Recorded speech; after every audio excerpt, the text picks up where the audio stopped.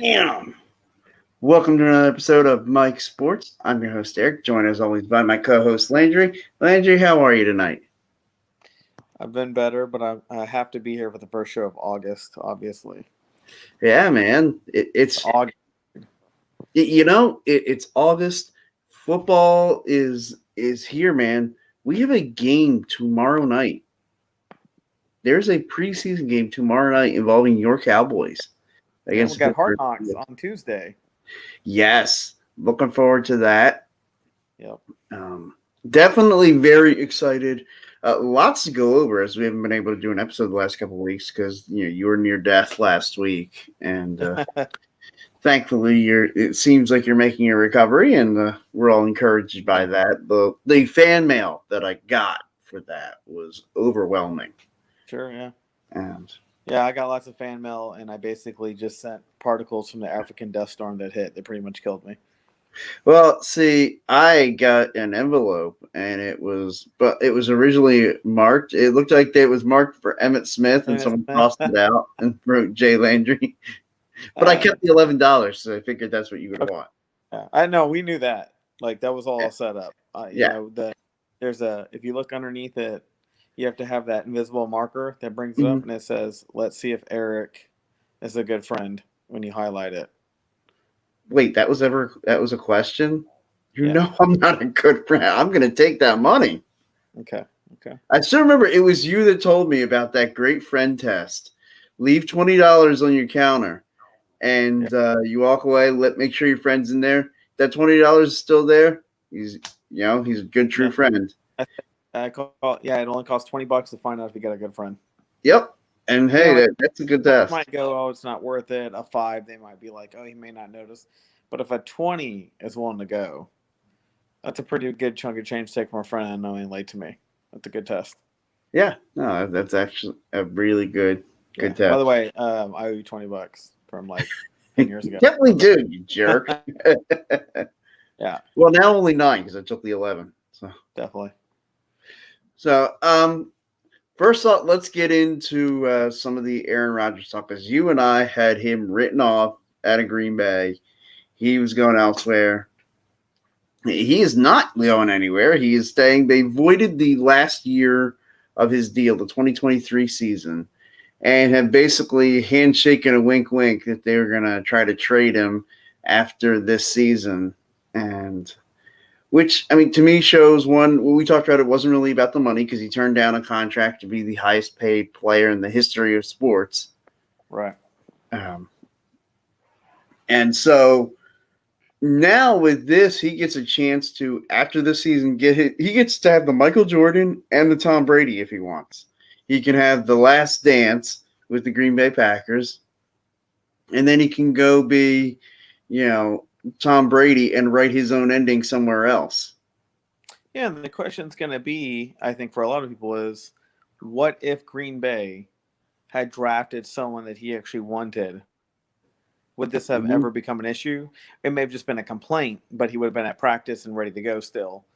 Let's say they got one person he wanted, but let's say everybody else's defense. He might go, look, next year we need to do more. Like we need to work together better. But at least you guys made a move towards my direction.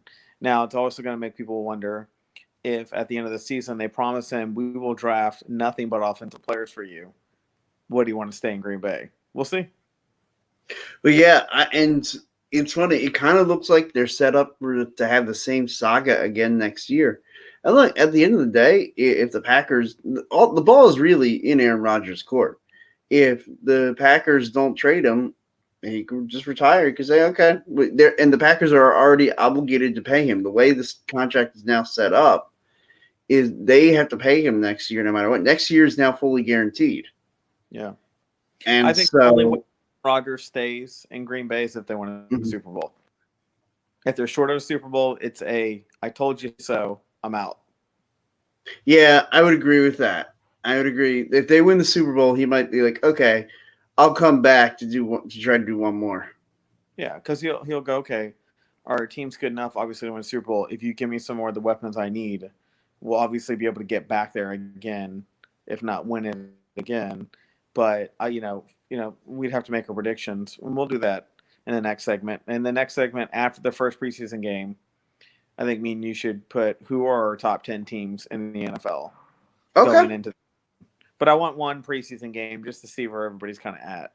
Sure. Well, we got the one this week, and then next week there's another preseason. We actually won't. Well, I won't be able to do an episode the following week. I'll be able to do it next week, but then the following week I'll be in Virginia Beach on my vacation. Oh. No, a family vacation, ready to drink some beers and well, talk football because that's what we do in my family. So we should talk about the rumor of the Buffalo Bills coming to Austin, Texas. Yeah. You messaged me about this. That's actually the first I had heard of it. Right. And I follow a lot of people on Twitter that are Bills fans just because, like, I just think their fan base is really cool. And man, I couldn't imagine these guys willingly in a tailgate in like negative 12-degree weather in August will jump through a table. Just hey, there's a table over here, and not like one of those WWE tables that are like pre-cut. Like this is jump off the top of an RV through a table on the freaking cement, and then just hop up like yeah. Well, unfortunately, this is just about politics and money, really. At the end of the day, the same thing the Oakland Raiders went through. The Oakland Raiders fans obviously were fantastic, loyal, would fill up a stadium, had all the charisma and whatnot. But at the end of the day, scared the shit out of me. Yeah, at the end of the day, the stadium. Yeah, no, they did. They were, they remind me of Right? Legion of Doom, WWF, all of them. Yes. But Mhm. at the end of the day, their stadium was crumbling, and the city refused to do it in Las Vegas. And Jerry Jones obviously got in the mix and said, "How about a brand new shiny stadium in a place that will totally appreciate you, both politically, economically, and fan wise?" And look, Austin, there are two cities in Texas that people have always said should get another team, and that's always been San Antonio and Austin. Yeah. I actually figured San Antonio would get one before Austin. Yeah. First of all, I don't even know. Personally, in Austin, I have no idea where they would build the stadium. I don't know where there's that much land. But they could do what Dallas did, and even though they're called the Dallas Cowboys Stadium is in Arlington, Texas. So Austin could very well build it right outside of Austin. Now, my question is, I wonder, one, how much Jerry Jones had to do with when the Texans, were born. Would he be very supportive of the idea of another football team sort of dividing up the state? I don't think so, personally. I think Texas, in my opinion, I don't want to be like California. I don't want to have a bunch of teams representing the state. To me, two's plenty. I personally am not a fan of the Buffalo Bills coming to Austin. And talk about a weather change for them. You'd go from seriously ice cold Game of Thrones style to basically the Sahara Desert in comparison of heat. Yeah, all of a sudden, like that would talk about a culture shock. Yeah, especially like someone like a Josh Allen played his college football in Wyoming, and then definitely be some thawing. Yeah. He's going to walk up and like, I didn't know it could get this hot, like, ever, anywhere. Let me see if this light helps me here. Having some lighting issues? Go on my phone, period. Yeah. Computer problems, or is it just... No, I'm just upstairs. I don't feel like going downstairs. Just straight up lazy now. Yeah. Hey, look, I understand that. You're talking to the laziest dude alive. Yep, up here. I wasn't even sure I was going to do a show tonight because I wasn't feeling that good. But I was watching Narcos, and I was all wrapped up in the cocaine trade and whatnot. And then you decided to remind me that it's time to do a show. I appreciate you coming on with me. Yeah, man. Like I said, I eat $20, man. I might as well do something for you. Yeah, I appreciate that. That's what the $20 is worth. All right. This is actually a very interesting week of football. You got the Bills comment going. You got the Rodgers returning. I watched Rodgers' press conference after his first practice. He was very forthcoming, to me, very direct, very honest, very candid about how he felt about the situation. He clearly is like, look, I'm here. We're going to do what we can do this year, but I'm clearly not happy with this organization. He basically painted the picture. I love my team. I can't stand the organization anymore. Yeah, and ultimately, like when you're out there now, look, we don't have any idea what it's like to be professional, but when I'm at work, okay, when I'm thinking about, hey, I got to do a good job, I got to help people, like, I'm not thinking about I've got to do this for my boss. I'm thinking like I got to do this so like the other guy who did a lot of work to help this customer doesn't look bad. I've got to make Yeah. sure, and for my own self-preservation. Like once you get in there and you get in the midst of the season, like his relationship with the GM, I think is irrelevant. That only becomes relevant in the off season when it's like, do I want to come back? Like, and again, like I said, he could decide to retire and just basically get a nice middle finger up to the Green Bay Packers, and if they don't trade him to where he wants to go, or like, look, I saw something today about him and basically talking about like getting to talk with the GM, getting to talk with more of the Packers organization, and being able to see things from their perspective. And he seemed more open, like, but I still think at the end of the day, Aaron Rodgers feels like this organization's never done enough to help him. Probably not from the start. We're making him sit behind Brett Favre and giving him that fiasco right at the beginning of his career, and all the way up until now, probably has never really felt like they've done enough for him. And Yeah. so I think this is Well, just an entire career of feeling this way, that it's not going to get erased even if they go win a Super Bowl. I think that's the only scenario where he stays. But I think even if they win one, he could still be like, hey, you know what, I'm still out. I don't think he will personally if they win the Super Bowl. But what I will say is, I think the problem with the Green Bay Packers is they have approached this on a personal level with Aaron Rodgers about, we'll give you more money, we'll give you a contract extension, and he has turned it into a team issue of, we don't have the right team to win the Super Bowl. And I've been here X amount of time, and you've never given me things to win a Super Bowl. He goes, you want to get personal with me? Stop talking about money, stop talking about the politics of my contract, and start getting me players. He's basically turned into Tom Brady 2.0. The very similar complaints of Tom Brady on his way out the door. Mm-hmm. And the only difference there is you don't hear about the GM. You just heard about the head coach and Tom Brady's relationship, because essentially de facto, he is the GM over there in New England.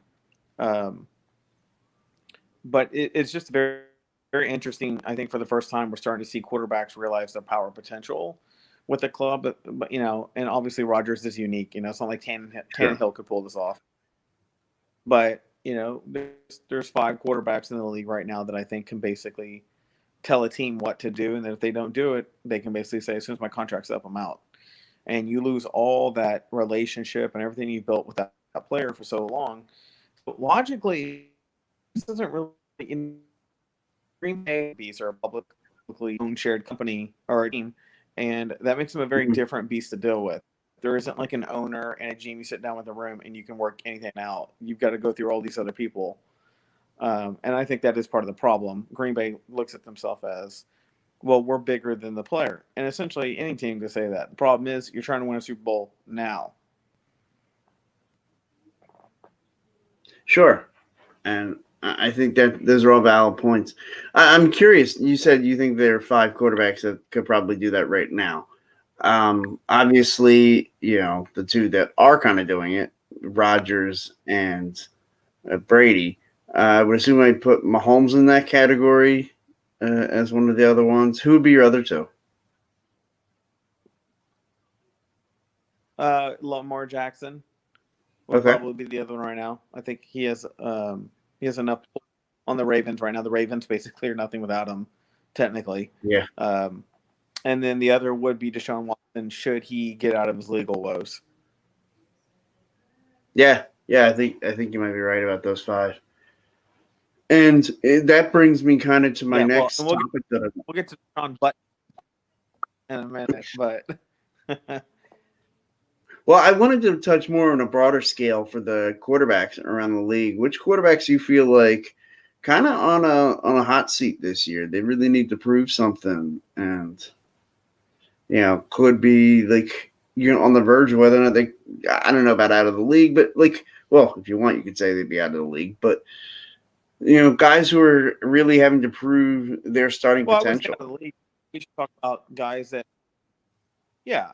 And I think we're in a stage where we're basically talking about quarterbacks who may lose their prestige as being Mhm. guaranteed to be the starter. I would say one will probably blow your mind because I know you're a fanatic and you pray to the statue of him probably at night. Who knows? But Murray on the Cardinals, I think he's done a great job being a quarterback, but he still hasn't shown that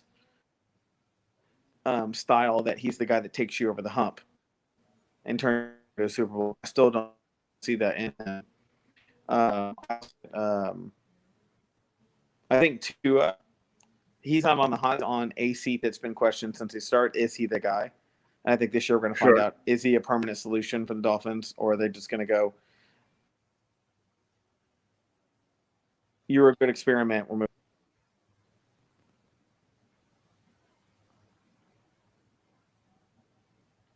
Oh, I can't quite Do we have hear a you. delay?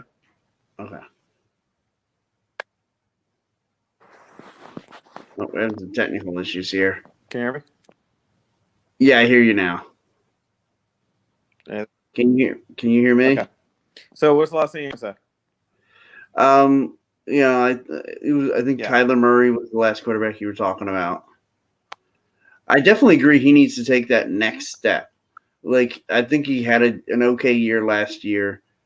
Um, but like again, like at the end of the season, it kind of started to fall apart for him. Like that loss in New England, like they had to beat the Patriots that day, and like that was a game to win to try to get into the playoffs. And that was really a big reason why they were at home playoff time.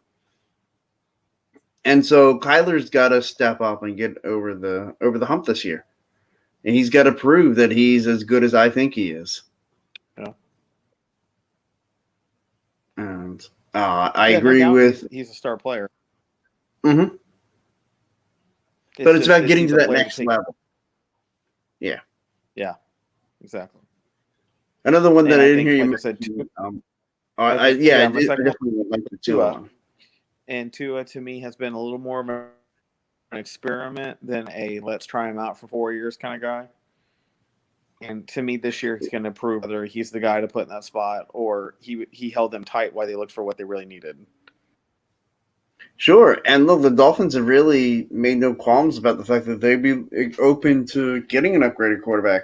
They've been linked in large part to Deshaun Watson, and so like that would make a ton of sense for me. Like if Tua steps up and becomes the guy that takes them out of the Deshaun Watson sweepstakes, because at this point, I'd say it's pretty safe to assume Deshaun Watson isn't going anywhere right now.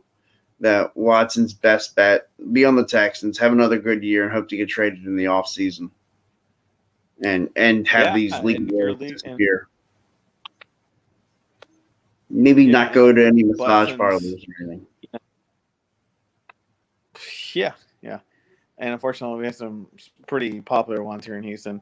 But if Butson's and people, if you're wondering why I'm calling him Butson, one of the reports of the allegations against him is that he asked someone to stick their finger in his butt multiple times, um, which was ridiculous. I mean, I don't know if it's true or not. The fact is, I don't know a lot of people that would make that up. But um, let's say, let's say that he's able to settle all these cases at this point, being that he has more allegations against him than Governor Cuomo of New York has. Your only bet is to settle most of these to get them out of your way. Otherwise, let's say 11 of the people may crop up and one of them is right. Well, one of them will still sink you or at least get you to where you're not the Prince Charming you once were considered. And a lot of teams may stay away from you for future allegations. Who knows? I just know that he, at this point, it's pretty safe to say that his career has permanently been damaged at this Oh point, yeah, in my they're going to be opinion. people who, no matter what happens now, are just going to be determined that that this is who he is, and there's enough smoke there to, for some in the public eye, Yeah, and to I'm a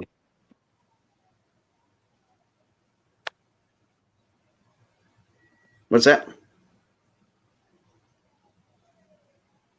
I'm having yeah, more and I'm issues. very anti like an allegation becoming truth without proof. And to me, are we? Maybe I need to back out of this. Can you Okay, yeah. Yeah, if you want, yeah, just go ahead and back out, and I'll try to bring you back on. Yeah, I think he brings up a lot of good points with, there's a lot of smoke there, and you just hope that if there isn't a fire, that, he's able to prove, like, it's almost, if that's the case, if he's innocent, then he needs to go to court and prove it there. Here, we can try this again. Yeah, let's refresh it and see if we're any better. Yeah. But yeah, I was just kind of echoing your thoughts on Deshaun Watson. It's just his best case scenario is to clear this all out during the course of this season, hopefully have a good season in Houston, and then try to get traded this offseason.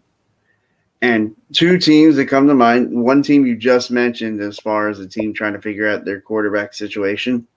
The other that, we're going to be talking about this team a lot because they're my squad, the Philadelphia Eagles, trying to figure out what they have in Jalen Hurts. And it's interesting. We look at Hurts, and you talk about it a lot with his ability to make plays with his feet, and how important you think that is for his. I talk about him a lot because of his intangibles overall as a player.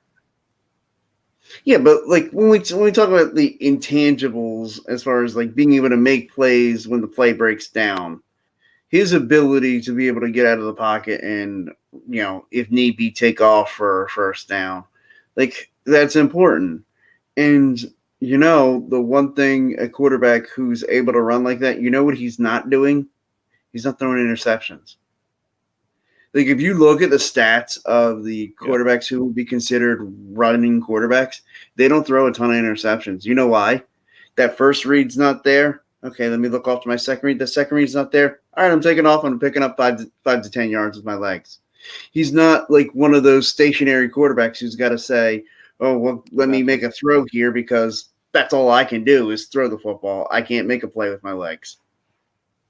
And for Eagles fans, not having the interception would be a lot better. Yeah, I feel like Hurts is a balanced player. I feel like he gives you a little bit of everything, but any of those one things completely. To me, he's a dose of what the Eagles need. And I think I want to see, like anybody, let's see another year out of him. But if he has anywhere near the success he already had started here, I think that's enough to be a good quarterback for the Eagles.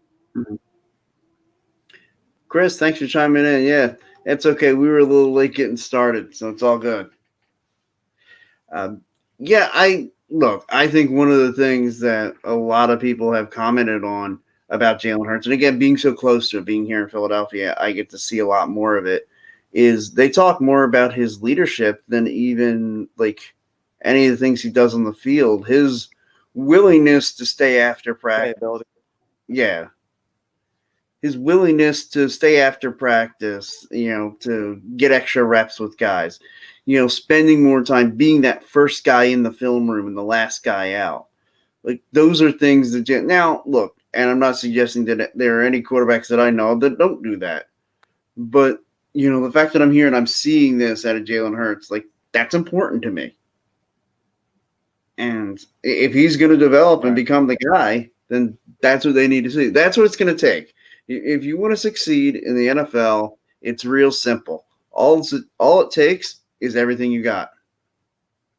And you got to be willing to do that every day and not just on Sundays. And so far, like what I see out of Jalen Hurts, he's having a good camp. Had a couple of rough practices early on. Hey. Yeah, I was just about to ask you. It's gonna go at the end of the day. How's he looking in practice for you guys right now? First couple practices weren't so good, but he's been coming along better as camp has opened up. Apparently, I had a friend who was there, I believe, on Saturday at one of the training camp for Military Appreciation Day, and in fact, Ryan, the co-host of Football Smack Talk show, he was there and talked about how Jalen Hurts had looked good and how impressed he was with Hurts' progress. Yeah, we're having more technical difficulties with Landry. No, Hopefully we can. I'm still here. I want to Okay. see if I minimize my video, if that makes anything better. Yeah. Okay. We can try that. I. Yeah, so I'm hearing audio. Okay. Okay. You can hear audio fine. That's good. All right. So Yeah, I've got can you the hear me? quote up here. Can you read the quote that I have here from Chris? The Yeah, comment. I can. Okay. For me, Hurts seems to be successful. I think the Eagles need to Yeah. run first, almost like the '90s with the Steelers and Cowboys. Run first down, run second down. Hopefully, it's 3rd and 2, and you can hit Hurts with a 3-yard hitch. Yeah. Look, that would be a great scenario if they're able to do that. Now, I do think Sirianni, coming from the Colts, they were a real run first kind of offense. And so I think there's a good chance you see a lot of that. And you see multiple backs being used. Miles Sanders is going to, of course, get a ton of carries.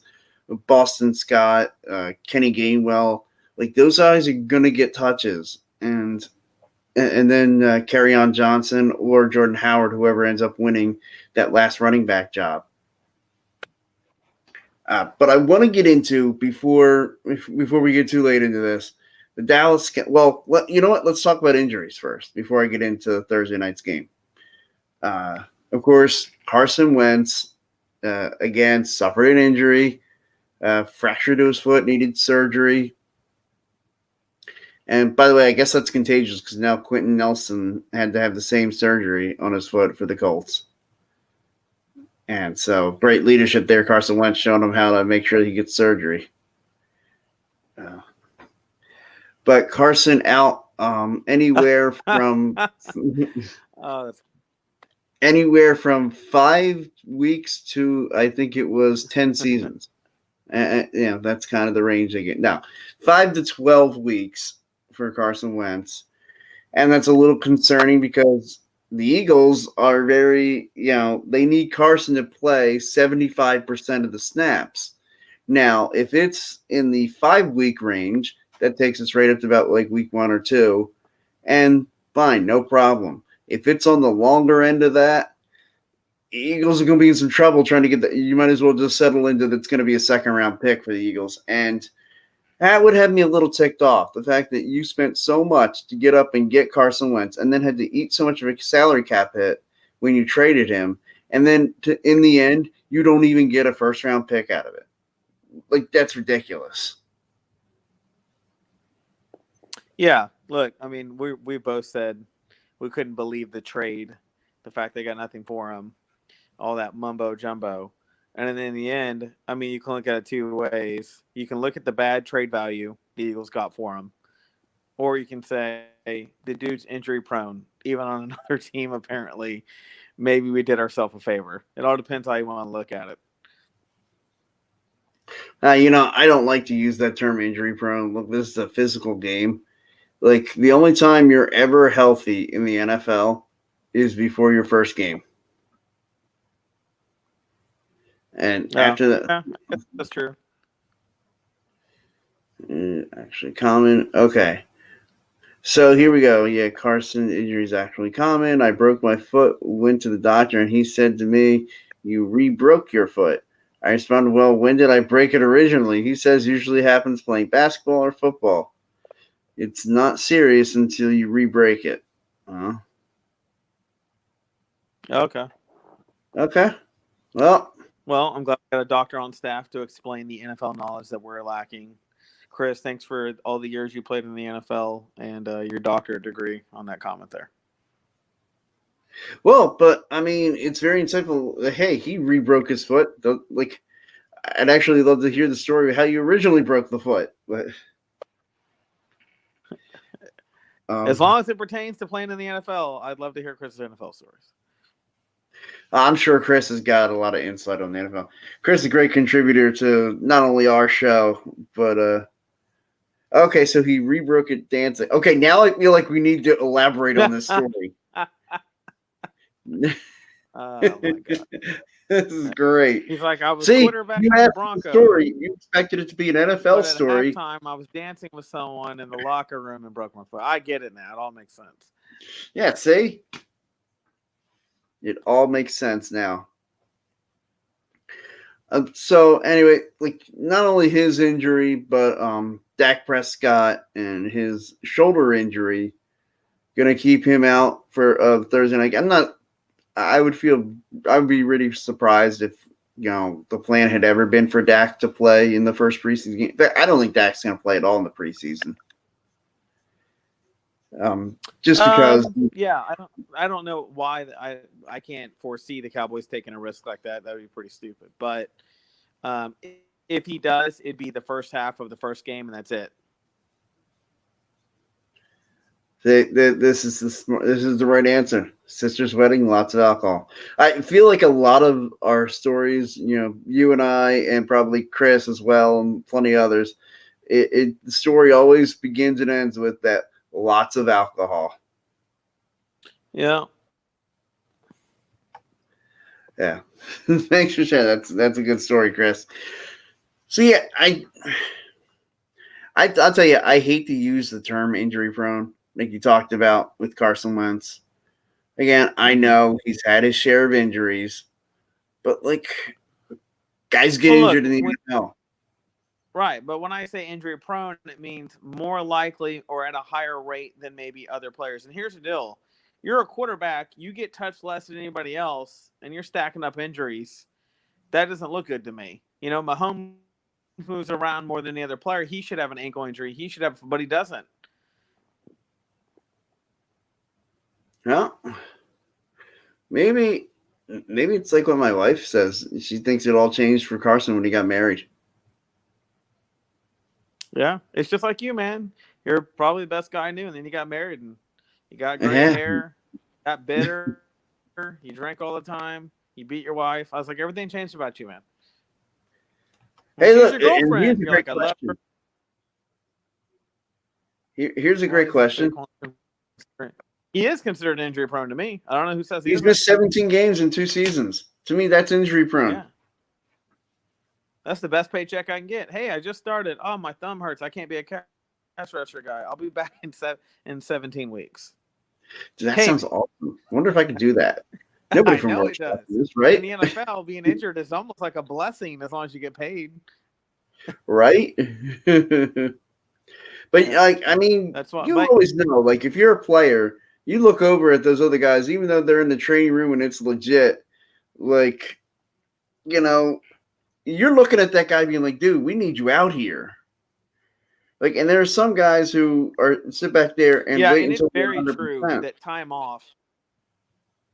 It's very true that time off is a big deal. And the best evidence I ever saw of a player being different with time off, as opposed to when they're on the field, was Priest Holmes of the Kansas City Chiefs. That dude was on fire. He was like a running back like we hadn't seen. It's like overnight he had changed into a superstar. But once his injury took him down and he came back, he never played the same. No, you're right. Never did. Another one that stands out to me, Terrell Davis. Yeah, true. When he put those braces on his teeth, it was never the same.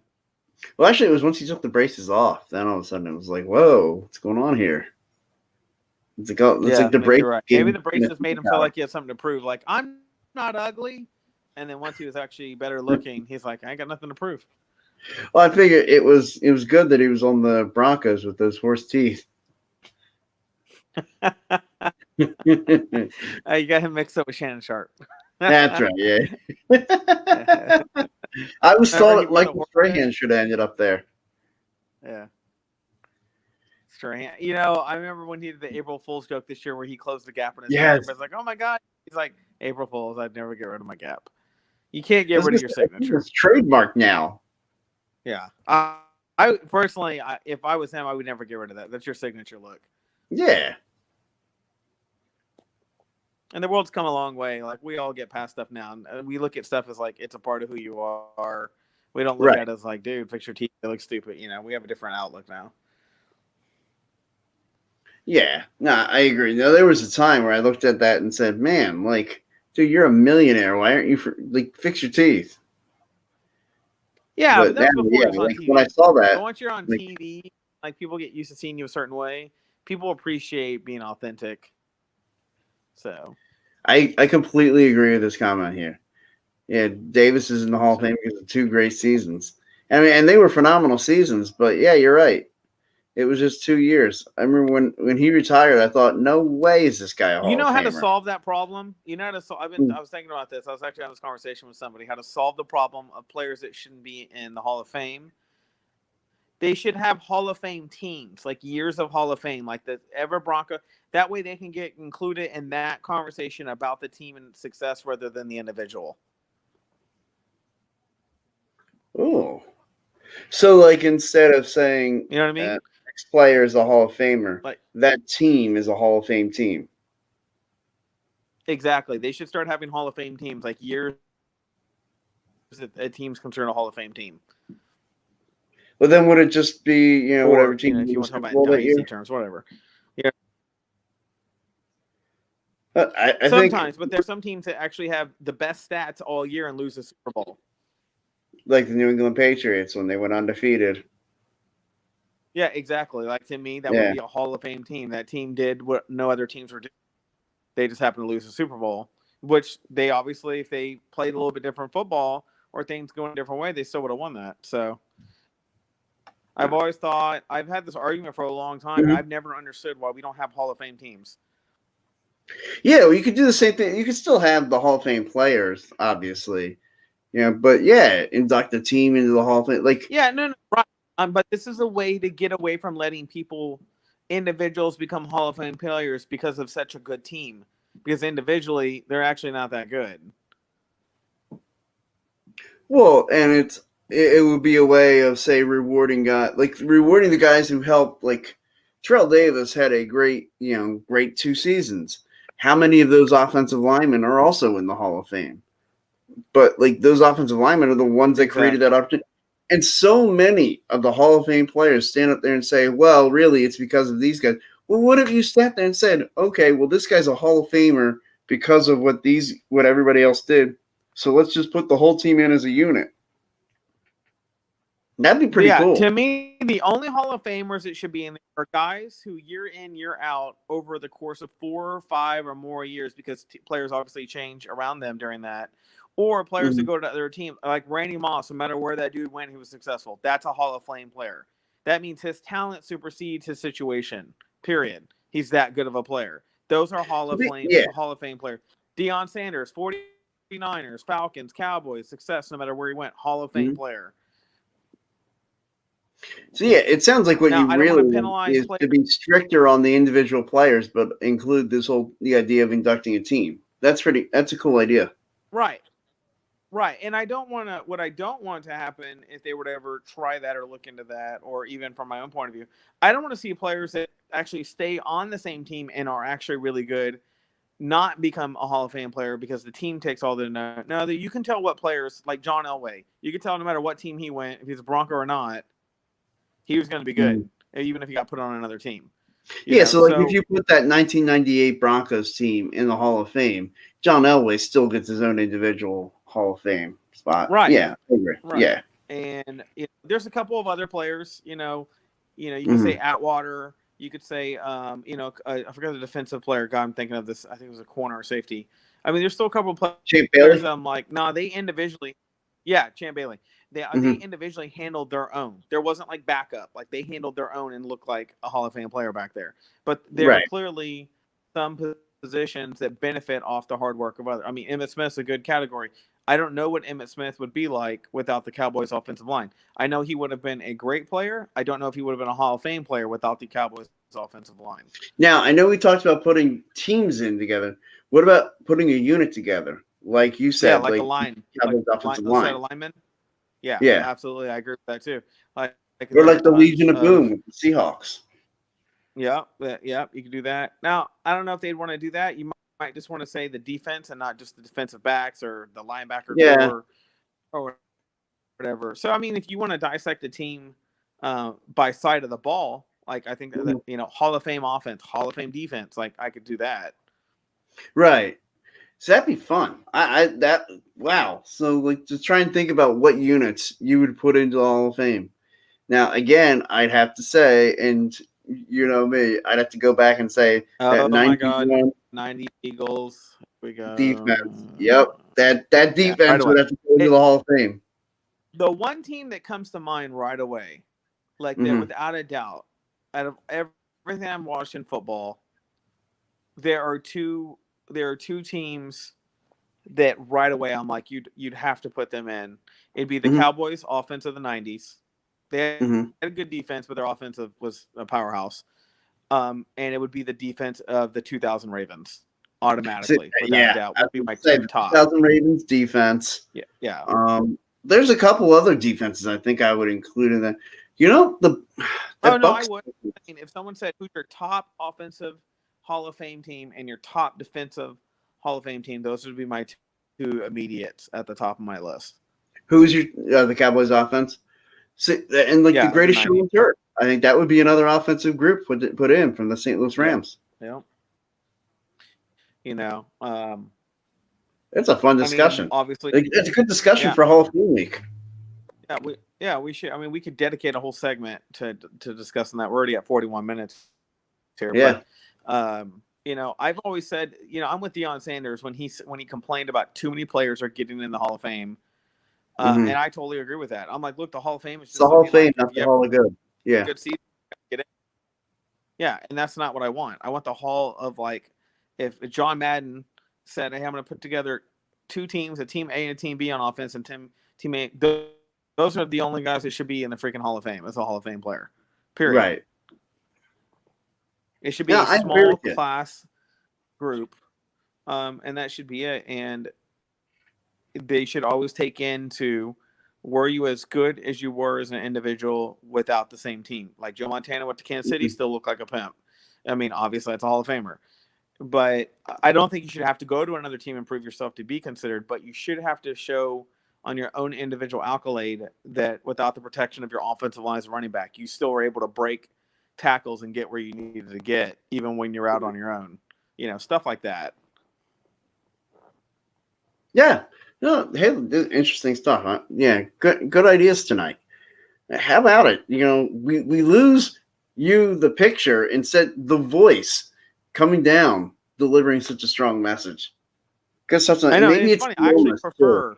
I actually prefer just being audio. It's easier for me because I can chill out and kind of like, kind of think out loud and whatnot in my head. It's almost like I'm just thinking to myself talking right now. And on my Life Coach channel, actually, I do a lot of this. I have a lot of podcast sessions where it's just my voice talking. Some people actually prefer that. They can concentrate better on the information. Yeah. I mean, I've been told I have the perfect face for radio, so I think I could. Yeah, definitely. Like to me, you're the kind of guy, like, if I'm going to advertise, I'm going to put you on a nursing home or something. Sure. Hey, look, and in my mind, Jay or Landry, this is the best you've ever looked. Yeah. Yeah. No, Everybody. I totally agree, man. Like, I have a godlike appearance right now with my voice and everything. What's on your shirt? I've been trying to look at what is your symbol on your shirt? What is that? It's just like a pirate skeleton thing. It's for the Outer Banks. I went there a few years ago. Okay, I was just making sure you weren't going Tampa Bay. I was seeing a little Tampa Bay over there going. I thought, you know what? You finally saw the light and you're going towards the goat. And I think that's a good idea for you.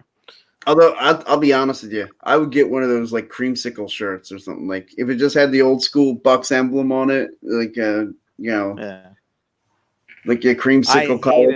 I would wear one of those. Those are pretty cool looking. I remember playing Tap Ball and seeing the neon orange and white. I was like, dude, that's fucking disgusting. Get that shit off my screen. and the way their Patriots old symbol. Who's the other team that just looked like total trash? Let's see. We're going through teams. I always thought Seattle's old uniforms look terrible. Like the old ones that we grew up with. Yeah, I'd have to go back. I don't really remember theirs. Right? I know it was white and silver, I believe. And it had that weird color blue in there. It wasn't like a good royal blue, but it was like. Yeah, now the Seahawks to me have the best uniforms in the league. They look energetic, futuristic. They definitely compensated for the terrible uniforms of the 80s and early 90s. They almost look like a giant "Just Do It" commercial constantly. Um, but yeah, no, they look pretty good. They look pretty. Who else has the best uniform? Who else do I like? And it can be away or alternate. Obviously, I like the Cowboys. I think the Cowboys have a very clean look with their uniforms. Mhm. But I'll skip them since it's my team. I can't. Kansas City's colors get on my nerves. I feel like I'm looking at mustard and ketchup the entire game. Yeah, I don't dig Yeah, theirs. Redskins don't dig theirs. You know, what is Redskins? I think they proposed being the Warriors, and then they decided not to go with that. What was it? Didn't they pick a name? now they're still just the Washington football team. Did they? Okay. Yeah. That's ridiculous. WTF. Washington the football. That's what I say. What the fuck? Mhm. Who else? Yeah, Tampa was probably the worst uniforms of anybody. Well, you know who I secretly like, who I think the colors are really cool, and I used to have um Ross Smith was a good player, man. I can see Ross Smith getting in there. Um One of the colors I really like, I used to have the Nikes, and there were Nike Turf, Okay. the Miami Dolphins. I had Nikes that were turquoise with a neon orange bubble and black and white. See, And my friends it's used to be like, like "Dude, some of those are you a uniforms are Dan so Reeves fan?" I outrageous. was like, "No, these are just pimp." Some of those uniforms are so outrageous. I actually start to think they look cool. Like the Yeah, Dolphins they uniforms, really like look like an advertisement to go on a cruise. Like their whole mhm. team. They're like, "Hey, come with us, go on a tropical island and have a pina colada." Like they have that whole look. I used to like the Jaguars uniforms better in Yeah, '95 than I do now. I don't like what they've done with them. The Broncos used to have ugly ass uniforms. That was yeah, but I the other like the team. current Their upgrade uniform. was really good.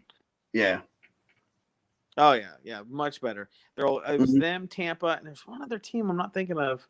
I know I didn't like the Patriots logo. I like their colors, but I never liked their logo back in the day. It looks stupid. Mhm. I like their logo now much better. You know, we've moved more into a minimalist, simplistic look, like cleaner, more solid. Logos aren't, hand drawn looking anymore. They're basically just, clean cut, flat colors. But Yeah. Like I do like I the kind of matte like the helmet. Rams I uniforms like how now. we're I doing like. matte helmets now. Mhm. That's pretty rad. But anyways, Yeah, I like the those are Rams uniforms. Even the Rams white uniforms look really cool. yeah. They're new. The Rams have gone through like three different changes. You had their '90s ones, then you had their gold and blue during the 2000s, and then they moved to more of a yellow blue, like old school, just more of a cleaner, modern logo and look. The Rams have gone through more changes than anybody, I think, technically, uniform Yeah. wise. Although I love the Chargers. I've always loved all the Charger uniforms. I like the Chargers, baby blue and yellow. Those are pretty cool, but their other colors to me just look like your front office doesn't care about you. I was gonna say, wait, are we actually gonna hear Landry say something positive about the Chargers?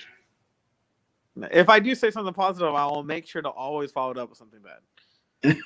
That's good. That's good to stay consistent. Well, you know what? We've been going at this for 40 minutes. I think it's time to call the show. Any thoughts for tomorrow night's game, Steelers Cowboys? I mean, it's probably just going to be a bunch of backups playing the whole time, but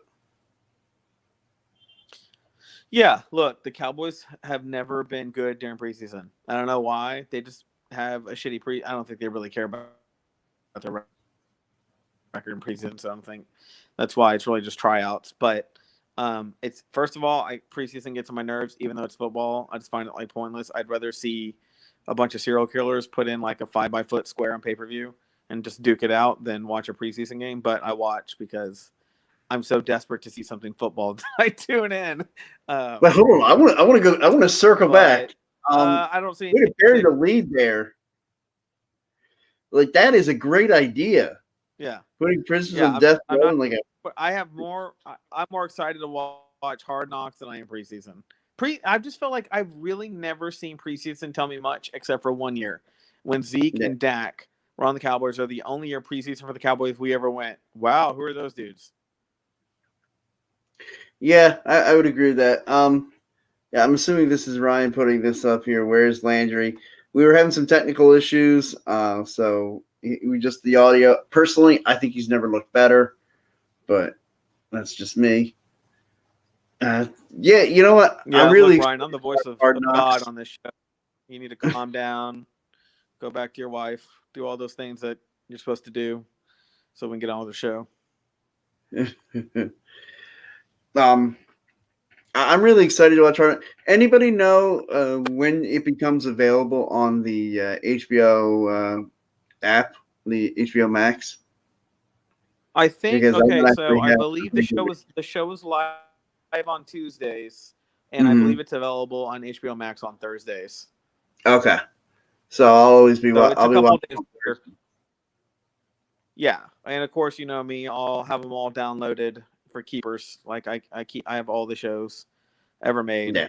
All the. In fact, I went back and looked. I even have the 2002 Jaguars before it was called Hard Knocks with Del Rio as the head coach. Wow. So they had two. Yeah. What did they call it then? I'd have to look. I'd have to jump off. Actually, you know Mhm. what? I can look right now. Let me see what it's called. I probably named it Hard Knocks because that's basically what it was before it. Let me look real quick. Hard Okay. Knocks. Where you at? There you are. It was called. So 2000. Oh yeah, I got a couple of them. So before 2007 was the first official. 2006 Mhm. 2007 season was the first official serving Kansas City Chiefs. Before then, I think it was just called like the NFL Network like preseason or something. It was the Baltimore Ravens in 2001, the Dallas Cowboys in 2002, and the Jacksonville Jaguars in 2004. That was before it was named Hard Knocks, the 3 seasons they did. My favorite one out of all those, actually, that I found really entertaining, I'll go with two of them. It was the Miami Dolphins and the New York Jets. I'm sorry, the New York Jets and the Cincinnati Bengals. Those are my two favorite Hard Knocks so far. Okay. There was just a lot of interesting drama going on with the teams back then. New York Jets Mhm. had Rex Ryan, which obviously he cussed up a storm. I couldn't even hear what the hell they were saying on the show because the F word got dropped so many times. And if it wasn't the F word, they'd be talking about something, and Rex was digging through like an M&M bowl, so I couldn't hear what the hell he was saying then either. Um, but that was a really interesting season. It really let me know that the Jets are junk and that their only Woody is a hippie, and they're never going to be good because of him. And then I found the Cincinnati Bengals really interesting. Their front office is very boring, and they're so conservative that it seems like they're never going to change. And I learned a lot about their coach at the time. Obviously, it's not there anymore, Lewis. But Yeah, Marvin Lewis. Yeah. they actually coached a pretty good football team. He did a lot for a team that didn't have high expectations, and Ocho Cinco was on there, during that time period. And so, those are my two favorite seasons. I think that is 2009 and 13 were the Bengals, and the Jets were 2010. Since then, it's been kind of hit or miss. The Atlanta Falcons was the worst. The Houston Texans was okay. LA Rams was boring. Tampa Bay Buccaneers of 2017 carries more weight now if I go back and watch it. Sure. Cleveland Browns, which was a weird season because obviously they cut their coach the next year. The Oakland Raiders, honestly, I barely even remember them other than Antonio Brown showing up with cracked feet. That's the only thing I even remember about that one anymore. You got going back Miami Dolphins 2012. I forgot the coach's name back then, but his son had died during that season, so that Oh, was right. what made that a little more. And that's also when Ocho Cinco got blamed for domestic violence and was cut from the team, so that made that season interesting too. But past that, man, I mean, from from 2010, I don't think Hard Knocks has really done a good job like they had done for a while. So we'll see what we get with the Cowboys this year. Last year, doing the Chargers and the Rams was boring. I feel like I they were rather just them trying to do focus. too much by doing two teams. Yeah, I feel like they stretched themselves thin. I feel like Mhm. half of the seasons were covered in COVID crap. I mean, I would like to watch something and not hear about freaking COVID anymore. That and the the social justice stuff. Yeah, and apparently the league is be real big on um, going with that, they said they're even going to allow the Black national anthem, which I think is going to burn a ton of viewers off watching football. I think that's stupid if they do that. We'll see. I was unaware there the is no songs official. had racial, had races, but okay. I learned something. Yeah. Look, politics, sports, it could eat up 5 segments probably total. So I'll stay away from that from now and keep it about preseason and Hard Knocks right now. Yeah. But the next time we talk, I think we'll be through our first episode of Hard Knocks. I think we should be. Yeah. Next week I won't have watched it yet, but you will have because mine won't be available till next Thursday. Yeah. So I'm gonna watch it live for sure. Yeah. Well, all right. I think that's going to do it tonight. So, yeah, you know what? Next week we'll let you give your first real look at Hard Knocks, and we'll let you give that interpretation. So, nothing else. Everybody, make sure to check out all the different podcasts on Philly Sports Alliance. Sorry, a lot for me to say there. Check out all the podcasts. We got the Monday nights, of course, the Football Smack Talk show with myself and Ryan. Tuesday nights, I think I've got this banner here that I can put up. Where is it? There it is. Yeah, there's my show banner.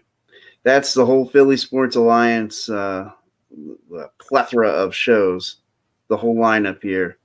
So Wednesday nights, we're going to see the Bald Eagle was on here earlier before us. Now we've got Mike Sports. Tomorrow night, Tendy's on Pattison. Great flyer show. Anybody interested in talking hockey? And, of course, myself and T, 7 o'clock, we bring you the Tables, Ladders, and Chairs podcast. So be sure to follow us on all the social medias and the like. Yeah. Basically, if the internet, for our show anyway, for us and for everything on the Philly Sports Alliance, if it asks you to do it, you should just blindly follow. I think that's just a good rule to just blindly follow. Yeah, just think about it like, you're on roids, and you're just destroying everything in a blind rage. Just go with it, go with your instinct, stop thinking it through. Exactly. No need for thoughts. Exactly. There's nothing roids can't solve. That's my message, my motto for the kids. Sleep tight. All right. Everybody have a great night and happy football. Peace.